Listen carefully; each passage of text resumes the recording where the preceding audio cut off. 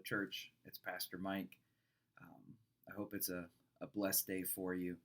I wanted to continue our look at um, the book of Acts in our devotions here in these mornings with maybe a story that we often find to be one we would rather skip over, one that's more difficult to look at, in part because with all the pictures of the mercy of the New Testament, in Acts chapter 5, to begin the chapter, we have a story that feels very wrathful. It feels very judgmental.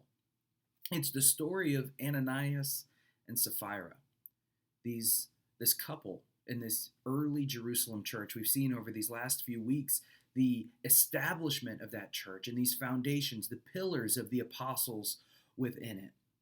And we saw just yesterday in Acts chapter 4 this description of the early church giving what they had, selling land, selling houses, whatever it might be, so that all would have their needs met. And just like yesterday, where we had to talk about the ease with which we can view these stories only through the economic lens. That's one of the primary lenses that we look at things through in our society.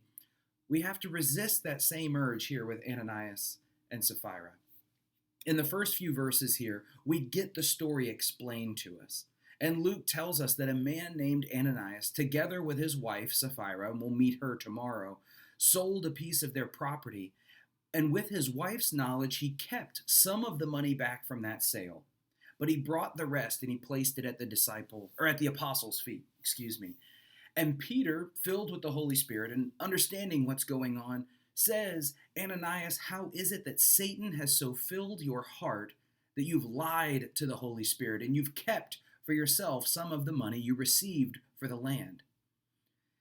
And we can hear that initial charge, and it is so easy to think, well, Ananias is greedy.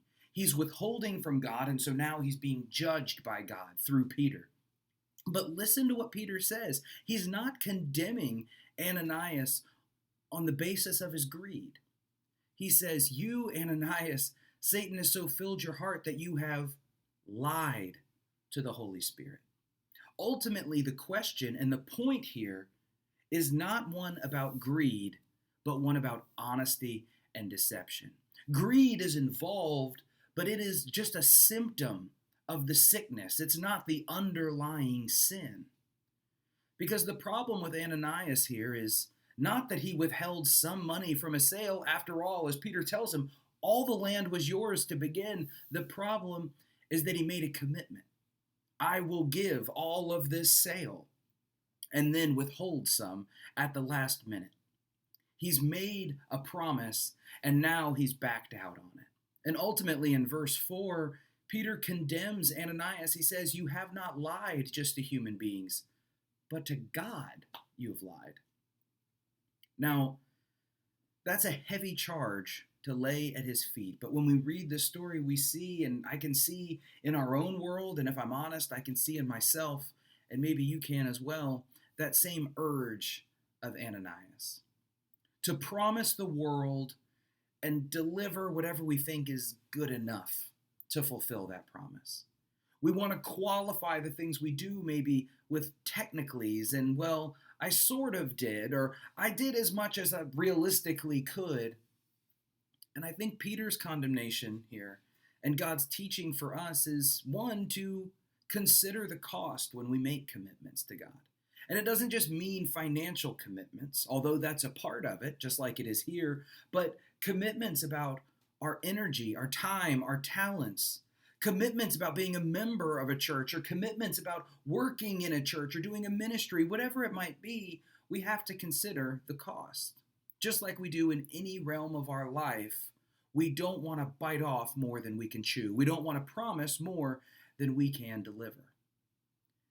Because the truth of God establishing this early church and acting so swiftly against Ananias and Sapphira here is teaching them that their honesty is not just about lying to God, but they also bear the name of Christ. They are Christians in this moment. And so as they embody that Christian role, as they are part of the church, now their dishonesty also means that they are lying for God.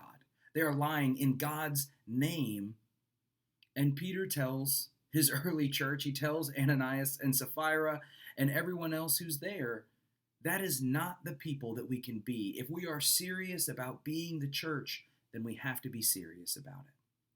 That doesn't mean that we can't think about ourselves or care for ourselves, but we have to be honest about what that means for each one of us. And so I hope that our fellowship together, our witness in the world, is not one marked with lofty promises and wishy washy results, but rather a witness and a testimony marked by honesty. Recognizing our own limitations, recognizing, like we talked about yesterday, our own needs, and being vulnerable and real with one another. That's the mark of this early church. It's not just their radical generosity, but a radical honesty with one another and with God. So be honest. Consider the cost of your commitments. Don't promise more than you can deliver, and don't lie to God and for God with good intentions. As Jesus told his disciples, let your yes be your yes and let your no be no. We don't need to qualify. We don't need to add asterisks or clauses in the middle of that. So may this day be a day marked by God's honesty, integrity, and truth in your life. Speak his words with your full heart, and may his truth guide you to promises that are awaiting just around the bend. God bless you today.